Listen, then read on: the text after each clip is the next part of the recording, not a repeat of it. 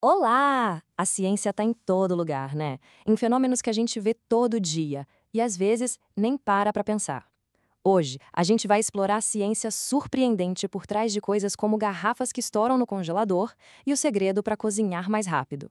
Ok? Vamos começar. Vamos começar com um mistério que, olha, com certeza já aconteceu com muita gente. Esquecer uma garrafa cheia no congelador e depois encontrar aquela bagunça toda.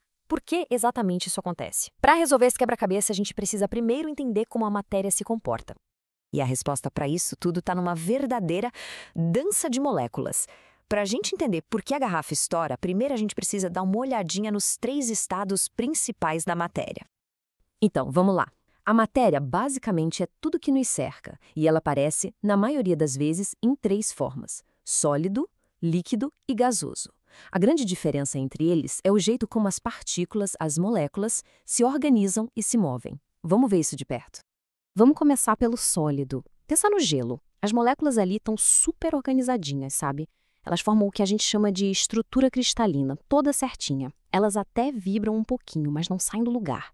Ficam ali presas nas suas posições. Ok, agora e no líquido? Ah, aí a coisa já fica mais solta.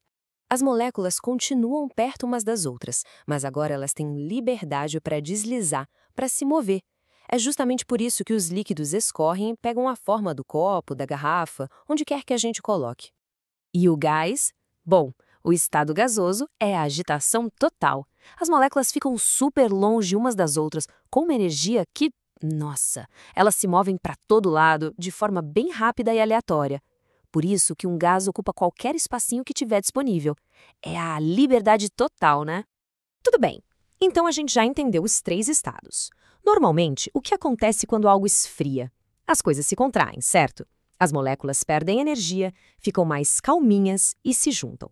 Só que a água, a água guarda um segredinho. E o segredo é esse aqui, ó. A expansão anômala. A água é tipo a rebelde da turma. Quando ela esfria de 4 graus Celsius até chegar em zero, em vez de encolher, ela faz o contrário. Ela se expande. Parece estranho, né? Mas exatamente esse é o ponto-chave do nosso mistério da garrafa. Para entender isso, vamos ver o processo de congelamento em câmera lenta. A 4 graus Celsius, a água está na sua densidade máxima, as moléculas estão bem juntinhas. Mas, conforme vai esfriando mais, as ligações de hidrogênio começam a agir, formando umas estruturas bem rígidas e abertas. E aí, quando chega em 0 grau, a água congela e forma-se a estrutura de cristal hexagonal que, acredite, ocupa mais espaço do que a água líquida. E aí, pronto, tá aí a solução do nosso mistério. O gelo está se expandindo, precisa de mais espaço, mas a garrafa está fechada, não tem para onde ir. A pressão vai aumentando, aumentando, até que, pá, a garrafa não aguenta e quebra. Mistério resolvido. É muito legal, né? Mas essa dança toda das moléculas não serve só para explicar por que a garrafa quebra. Na verdade, ela está acontecendo o tempo todo em vários outros lugares. Então, que mais a gente consegue entender com isso? Vamos voltar para a cozinha? Mais especificamente, para a panela de pressão. Aquele utensílio que usa a física para fazer a gente ganhar um tempo precioso na hora de cozinhar. Pois é, ferver a água parece uma coisa super simples, né?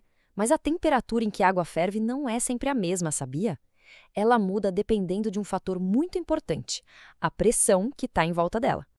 Vamos comparar para entender direitinho. Em condições normais, tipo ao nível do mar, a água ferve a 100 graus Celsius. O vapor sobe e vai embora, tranquilo. Agora, dentro da panela de pressão, o vapor não tem para onde escapar. Ele fica preso ali. Isso faz a pressão lá dentro aumentar muito. E essa pressão toda força a água a ferver numa temperatura bem mais alta, lá pelos 120 graus. E o funcionamento é genial de tão simples. Primeiro, o vapor fica preso na panela que está vedada. Segundo, com isso a pressão sobe, o que eleva o ponto de ebulição da água. E terceiro, essa temperatura mais alta cozinha a comida muito, mas muito mais rápido. É pura ciência na nossa cozinha. Ok, saindo um pouco da cozinha, vamos dar uma olhada num outro fenômeno super comum que também mostra uma mudança de estado da matéria: a condensação num dia de chuva. Quem é que nunca passou por isso, né? Tá aquele dia de chuva, os vidros do carro todos fechados e de repente não dá para enxergar nada porque eles ficam embaçados por dentro. Mas por que isso acontece afinal?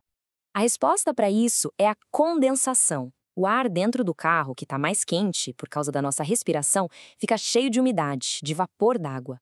Quando esse ar quente e úmido bate no vidro do carro, que está mais frio por causa da chuva lá fora, o vapor d'água esfria na hora e vira líquido de novo. São aquelas gotículas minúsculas que formam a camada embaçada. Se a gente parar para pensar, desde o gelo derretendo num copo até o vaporzinho que sai de uma xícara de café quente, essas transformações da matéria estão acontecendo ao nosso redor o tempo todo. Então, fica a reflexão. Que outras transformações como essas a gente consegue observar no nosso dia a dia? A ciência por trás delas é a mesma que a gente acabou de ver aqui.